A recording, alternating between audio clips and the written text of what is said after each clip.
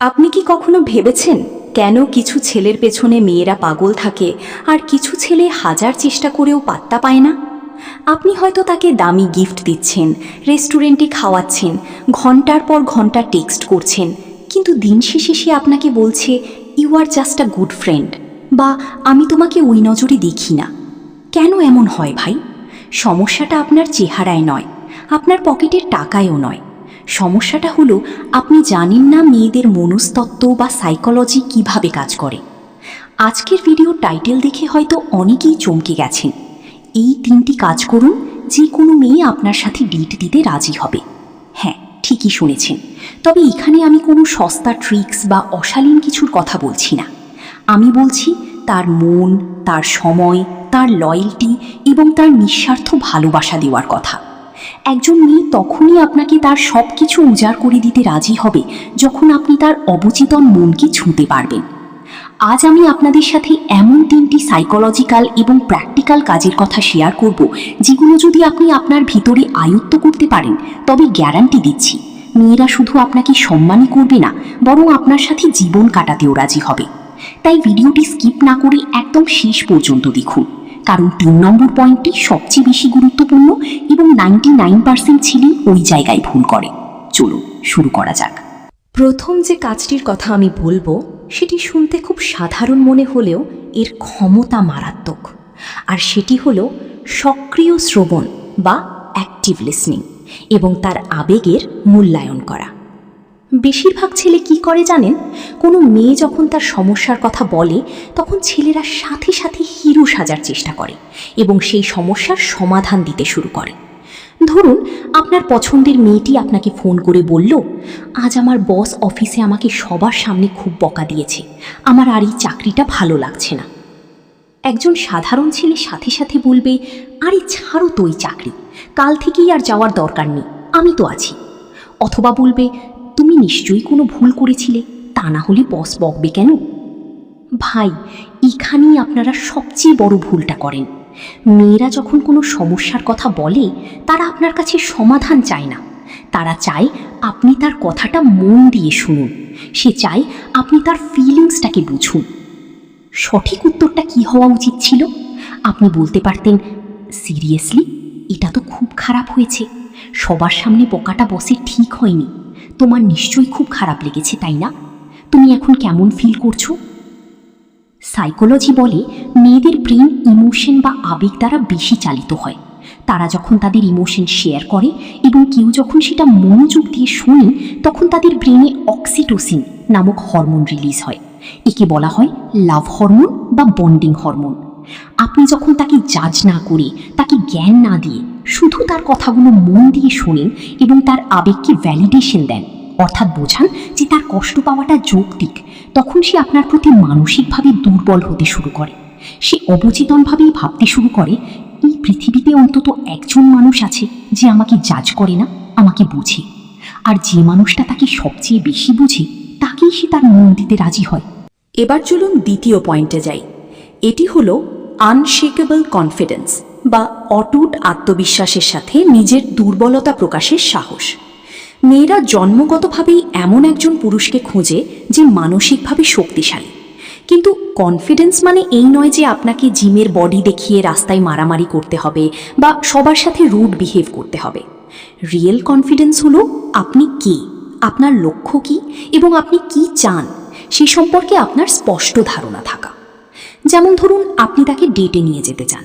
আপনি যদি তাকে মেসেজ করেন, হাই তুমি কি ফ্রি আছো, তুমি কি আমার সাথে দেখা করতে চাও, তুমি যেখানে বলবে আমি সেখানেই যাব, এটা হলো লো কনফিডেন্স।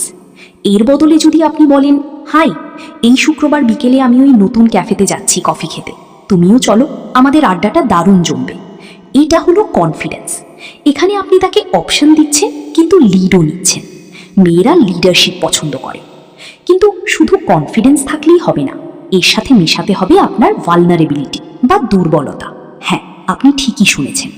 আপনি হয়তো খুব স্ট্রং একজন মানুষ, কিন্তু আপনি যখন তার সাথে বসে আপনার জীবনের কোনো ব্যর্থতার গল্প, আপনার শৈশবের কোনো কষ্টের স্মৃতি বা আপনার কোনো ভয়ের কথা শেয়ার করবেন, তখন ম্যাজিকটা ঘটবে।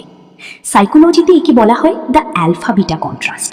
মেয়েরা এমন ছেলে পছন্দ করে যে বাইরের পৃথিবীর কাছে শক্ত অ্যালফা, কিন্তু শুধু তার কাছে এসে নরম হয়ে যায় বিটা।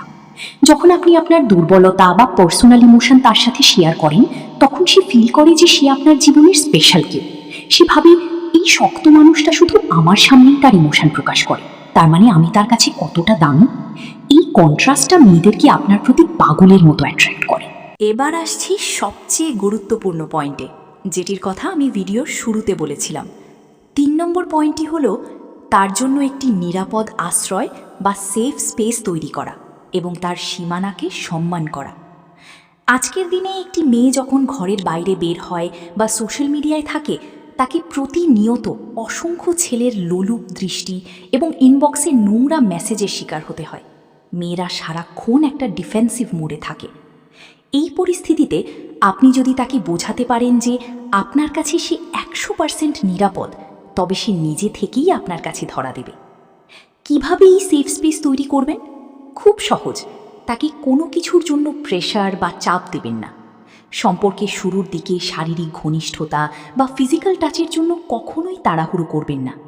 যদি সে বলে আমি আজ দেখা করতে পারবো না, আপনি রাগ না করে স্মাইলি দিয়ে বলুন কোনো ব্যাপার না, টেক কেয়ার, অন্য একদিন দেখা হবে। আরেকটি বড় উদাহরণ হলো আপনি অন্যদের সাথে কেমন ব্যবহার করেন। রেস্টুরেন্টে ওয়েটারের সাথে, রিক্সাওয়ালার সাথে আপনার আচরণ কেমন, মেয়েরা সেটা খুব সূক্ষ্মভাবে নোটিস করে। আপনি যদি তার সাথে ভালো ব্যবহার করেন কিন্তু ওয়েটারের সাথে খারাপ ব্যবহার করেন, সে বুঝে যাবে আপনি ফেক। এভলিউশনারি সাইকোলজি বা বিবর্তনবাদী মনোবিজ্ঞান অনুযায়ী প্রাচীনকাল থেকেই নারীরা এমন পুরুষকে সঙ্গী হিসেবে বেছে নেয় যে তাকে প্রোটেকশন বা নিরাপত্তা দিতে পারবে। আধুনিক যুগে সেই প্রোটেকশন শুধু শারীরিক নয়, ইমোশনাল প্রোটেকশনও। যখন সে আপনার চোখের দিকে তাকিয়ে কোনো লাস্ট বা লালসা দেখতে পায় না, যখন সে বুঝতে পারে আপনি তার না শব্দটাকে সম্মান করেন, তখন তার ভিতরের ডিফেন্স মেকানিজম ভেঙে যায়। সে অনুভব করে আপনি অন্য সব ছেলেদের মতো সস্তা নন। আর একবার যদি কোনো মেয়ে আপনার কাছে নিজেকে মানসিকভাবে নিরাপদ ভাবতে শুরু করে, তখন সে আপনাকে তার পুরো পৃথিবীটা দিয়ে দিতে রাজি হয়ে যায়। বন্ধুরা, এখানে একটি অত্যন্ত গুরুত্বপূর্ণ সতর্কতা দিতে চাই। আজ আমি আপনাদের যে 3টি সাইকোলজিক্যাল সিক্রেটের কথা বললাম, এগুলো কোনো পিক আপ আর্টিস্ট ট্রিক্স বা মেয়ে পটানোর সস্তা উপায় নয়।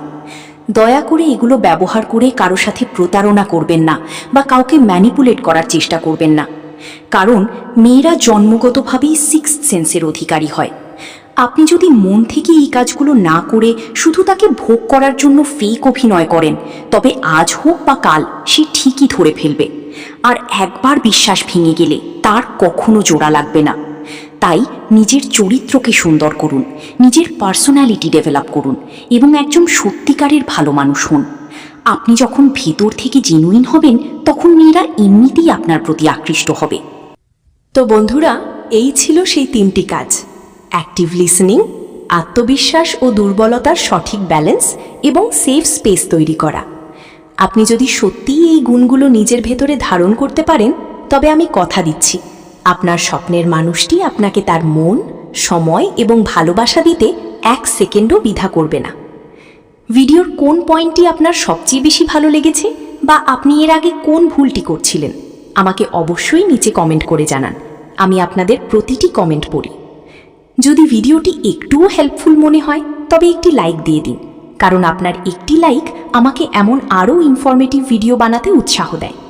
আর আপনি যদি চ্যানেলে নতুন হয়ে থাকেন, তবে এখনই সাবস্ক্রাইব করে পাশের বেল আইকনটি বাজিয়ে দিন, যাতে লাইফ, রিলেশনশিপ এবং সেলফ ডেভেলপমেন্টের কোনো ভিডিও আপনার মিস না হয়। ভালো থাকবেন, নিজের খেয়াল রাখবেন এবং সবশেষে থ্যাঙ্কস ফর ওয়াচিং।